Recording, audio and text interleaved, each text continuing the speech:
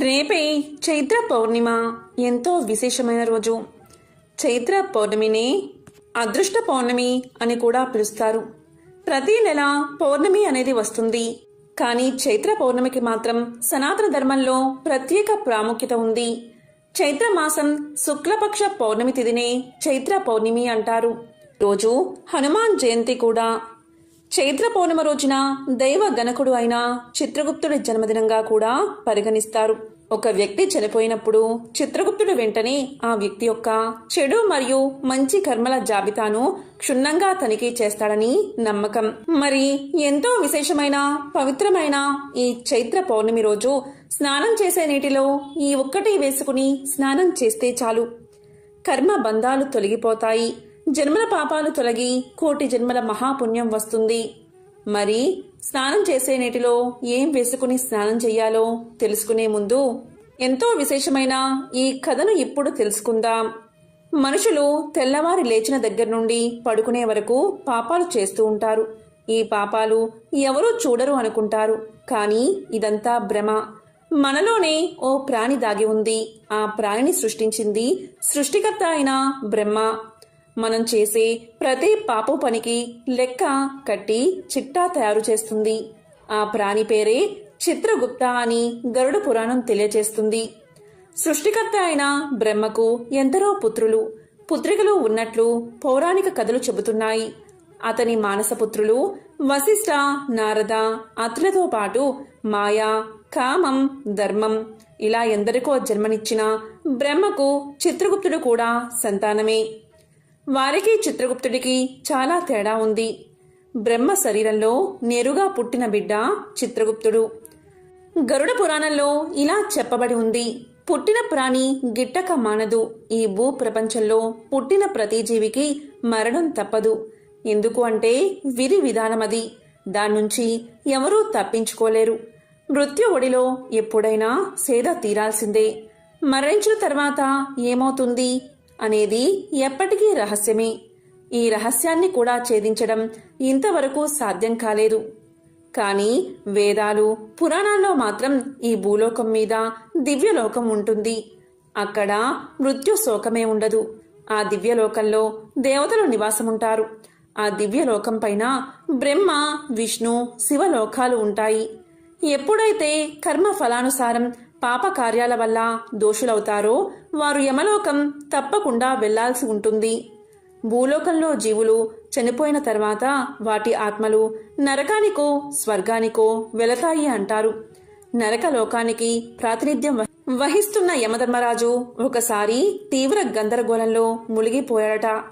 పాపాలు చేసి చనిపోయిన వారి ఆత్మలతో పాటు పుణ్యాలు చేసి వారి ఆత్మలు కూడా తన వద్దకు తీసుకొస్తూ ఉండడంతో ఎంతో ఆందోళనకు గురయ్యాడట యమధర్మరాజు. కొడుకు ఎదుర్కొంటున్న సమస్య తండ్రి అయిన బ్రహ్మకు అర్థమైంది. బ్రహ్మ సృష్టించిన 4 వర్ణాలలో బ్రాహ్మణ, క్షత్రియ, వైశ్య, శూద్ర జాతులు ఉన్నాయి.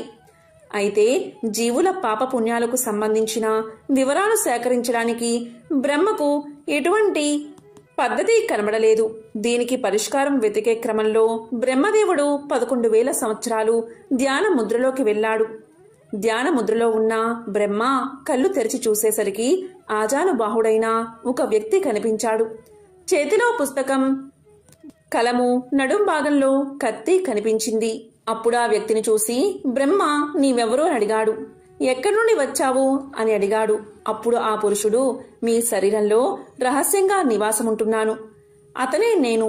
ఇప్పుడు నాకు నామకరణం చెయ్యండి, నా పనేంటో చెప్పండి అన్నాడు ఆ వ్యక్తి.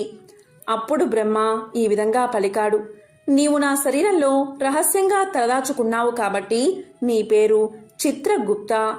అదే పేరుతో వెలుగొందుతావు. అంతేకాదు, జీవుల శరీరాల్లో తలదాచుకుని వారి మంచి చెడుల గురించి తెలుసుకుని పాపాత్ములకు శిక్షలు పడే విధంగా కృషి చెయ్యి అని ఆశీర్వదించాడు బ్రహ్మ. యమపురికి దారి తెలియాలి అంటే మనిషి చచ్చే వరకు బతకాల్సిందే. బతికున్నప్పుడు చేసిన మంచి చెడులు పాప పుణ్యాల మీద స్వర్గమా నరకమా అనేది తేలుతుంది. కాబట్టి దుష్టులు, దుర్మార్గులకు మాత్రమే నరకానికి దారి తెలుస్తుంది. మరణకాలంలో యమభటులు వారి పద్ధతి ప్రకారం ఎంత దూరం తీసుకెళ్లాలో అలా తీసుకెళ్లి యమపురికి చేర్చుతారు. బహుబేది గ్రామం దాటిన తర్వాత వచ్చేదే యమపురి. దీనికి 4 ద్వారాలు ఉంటాయి. దక్షిణాన ధర్మధ్వజుడు అనే ద్వారపాలకుడు కావలి కాస్తూ ఉంటాడు. తమ వెంట తీసుకెళ్లిన ఈ జీవి చేసిన పాప పుణ్యాల గురించి యమభటులు ఆ ద్వారపాలకుడికి వివరిస్తారు. ఆ ద్వారపాలకుడు విన్నదంతా చిత్రగుప్తుడికి వివరిస్తాడు. చిత్రగుప్తుడేమో యమధర్మరాజు దగ్గరికి వెళ్లి ఈ విషయాన్ని తెలియచేస్తాడు. అంటే మన పాప పుణ్యాల లెక్కను చిట్టా రాసేది చిత్రగుప్తుడన్నమాట. ఆయన జన్మదిన సందర్భంగా కూడా చైత్ర పౌర్ణమిని చిత్ర పౌర్ణమి అని పిలుస్తారు. ఎంతో విశేషమైన చైత్ర పౌర్ణమి రోజు హనుమంతుణ్ణి, సత్యనారాయణ స్వామిని పూజించడం ద్వారా సకల సంపదలు చేకూరతాయి. అలాగే అమ్మవారిని పూజించడం వల్ల విశేష ఫలితాలు కలుగుతాయి. ఈ రోజు దీపోత్సవం, అన్నదానం చేయడం చాలా మంచిది. పౌర్ణమి వ్రతాన్ని ఆచరిస్తే మానసిక సంబంధిత ఇబ్బందులు తొలగిపోతాయి.